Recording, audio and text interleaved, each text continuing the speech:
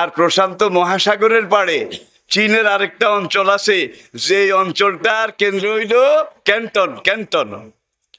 ক্যান্টনের সাগর পাড়ে, প্রশান্ত মহাসাগর পাড়ে একটা মসজিদ আছে। এটা চীনের রাজধানী বেইজিং এর কেন্দ্রীয় মসজিদের চাইতে আরো 10 গুণ বড়। চীনের সরকার সব মসজিদ মাইক বন্ধ করে দিয়েছে, কিন্তু ক্যান্টন মসজিদ এটার মাইকও বন্ধ করে নাই, এটা জামাতে কোনো ডিস্টার্ব করে নাই। মসজিদটার নাম মসজিদে সাদ ইবনে আবু ওয়াক্কাস। ওলামারা বুঝে গেছেন, মসজিদে সাদ ইবনে আবু ওয়াক্কাস রাদিয়াল্লাহু তাআলা আনহু, প্রশান্ত মহাসাগরের পাড়ে। অনেক সময় দিনের বেলা সেখান দিয়ে প্লেন আসলে সেই মসজিদটাও দেখা যায় প্লেন থেকে। প্রশান্ত মহাসাগরের পাড়ে মসজিদের মিনারাও দেখা যায়। এখন ওই আবিসিনিয়া থেকে একটা কাঠের তৈরি জাহাজ, তখন ইঞ্জিনও ছিল না, বাদামে চলতো, সাগরে বড় বড় জাহাজ। হযরত সাদ ইবনে আবু ওয়াক্কাস, তার পরিচয়টা আবার দেই, মা আমেনা চাচাতো ভাই সাদ ইবনে আবু ওয়াক্কাস।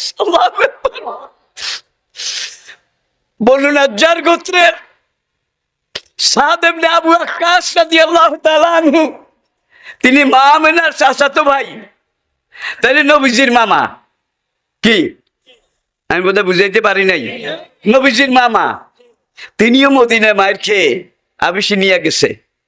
নাজ্জাশীকে বলে, বাদশাহ নামদার, আমাদেরকে একটা জাহাজ দেন। বাদশাহ জিজ্ঞাসা করলো, জাহাজ দিয়ে কি করবে? মক্কায় থাকতে পারি না, মদিনায় থাকতে পারি না, আল্লাহর জমিন অনেক বড়, অনেক জায়গা আছে, আপনি একটা জাহাজ দেন, সাগরে সাগরে যাব, আর আল্লাহর জমিনের বিভিন্ন জায়গায় মানুষদেরকে কোরআনের দাওয়াত দেব। নাজ্জাশী খ্রিস্টান, কিন্তু সে বিরাট জাহাজ একটা তৈরি করে দিল। নাও, এই জাহাজে 30 জন সাহাবা ছিলেন, পড়েন আলহামদুলিল্লাহ। আর এই 30 জনের নেতা ছিলেন হুজুরের মামা, মা আমেনার চাচাতো ভাই হযরত সাদ ইবনে আবু ওয়াক্কাস রাদিয়াল্লাহু তাআলা আনহু। তিনি আবিসিনিয়া থেকে রওনা করে মদিনার ইয়াম্বু, তারপরে জেদ্দা থেকে এডেন ইয়ামানের এডেন, এটা পার হয়ে ভারত মহাসাগরে ঢুকলেন। ভারত মহাসাগরে ঢুকে তিনি উত্তর দিকে জাহাজ চালিয়ে ভারতের পশ্চিম পাশে মালাবার দ্বীপপুঞ্জ, মালাবার, সেখানে 2 মাস থাকলেন। আজকে ভারতের পশ্চিমে মালাবার, এখানে মুসলমানের সংখ্যা কিন্তু অনেক বেশি। এরপরে তিনি জাহাজ নিয়ে মালাবার থেকে দক্ষিণ ভারতের পশ্চিম কূলে, এখানে একটা দেশ কেরালা। কিছুদিন আগে আমি এই Malaysia, Indonesia, Singapore, south Korea, Japan, তারপরে ওইদিকে আবার উজবেকিস্তান, কাজাকিস্তান, তুর্কমেনিস্তান, আমুদরিয়া পর্যন্ত গেছি। আমুদরিয়া এশিয়ার শেষ সীমানা।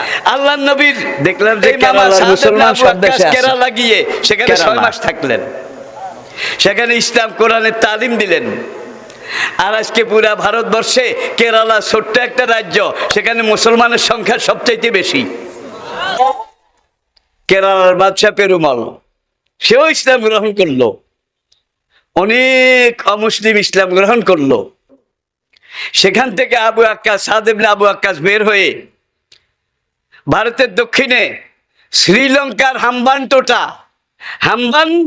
টোটা, যেটা শ্রীলঙ্কার সবচেয়ে বড় সামুদ্রিক বন্দর, সেখানে জাহাজ নোঙ্গর করে সেখানে আবার 2.5 মাস থাকলেন। আর দক্ষিণ শ্রীলঙ্কার এই এলাকাটাই কিন্তু এখনো মুসলমানের সংখ্যা বেশি।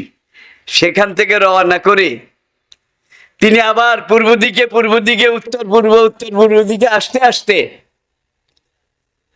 বাংলাদেশের, ভারতের চট্টগ্রামের পশ্চিম কূল একটা জায়গা সমুদ্রের নোঙ্গর করা ছিল, জায়গাটার নাম ছিল শিকলবাহা, এখনো নামটা আছে শিকলবাহা।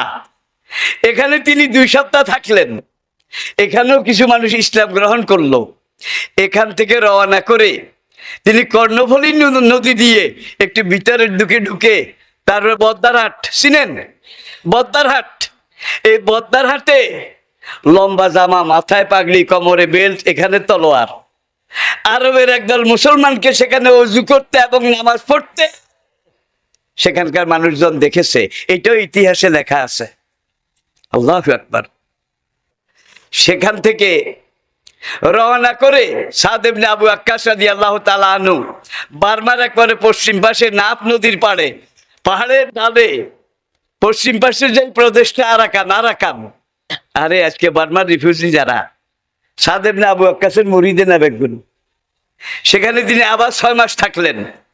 আরাকানে সব বৌদ্ধ ইসলাম গ্রহণ করলো, যার জন্য আজও আরাকানে মুসলমানের সংখ্যা বেশি। ঠিক কিনা বলেন? জাগরে রিফিউজি করে আমাদের কান্দে চড়াই দিছে আর কি। এখান থেকে তিনি জাহাজ ভাসালেন, চলে গেলেন রেঙ্গুন। বারবার করে শেষ সীমানা থাইল্যান্ড আর এই বার্মার শেষ সীমানা রেঙ্গুন, সেখানে 10 দিন থাকলেন। আজকেও রেঙ্গুন শহরে মুসলমান যেগুলা, এগুলা রিফিউজি বানাইতে পারে নাই, কারণ সেগুলা সব কিং সাইজ, রয়্যাল সাইজ, এগুলার গায়ে হাত দিতে সাহস করে নাই।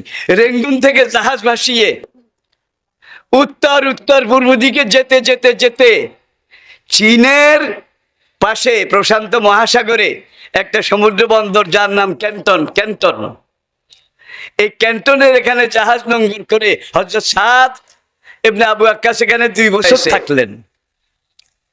তখন এই মসজিদটা তৈরি করলেন, মসজিদে সাদ ইবনে আবু ওয়াক্কাস। আর মসজিদের পাশে সাদ ইবনে আবু ওয়াক্কাসের আব্বার কবর। তাহলে বুঝা যায় পরের সফরে আব্বারেও লই গেছে। এবং চীনের ইউনান, উইগর, কাশগর এই এলাকাগুলো মুসলমানের সংখ্যা সবচাইতে বেশি। ঠিক কিনা বলেন? চীনে এত মুসলমান ছিল 100 বছর আগে, যেটা দুনিয়ার যে কোনো মুসলমান দেশের চাইতে অনেক বেশি। কিন্তু এই 100 বছরে তাদেরকে মেরে ফেলেছে, শহীদ করেছে, তাদেরকে বন্দি শিবিরে আটক করেছে, তাদের মেয়েগুলাকে এইভাবে নিয়ে দর্শন করার পরে শহীদ করে দেওয়া।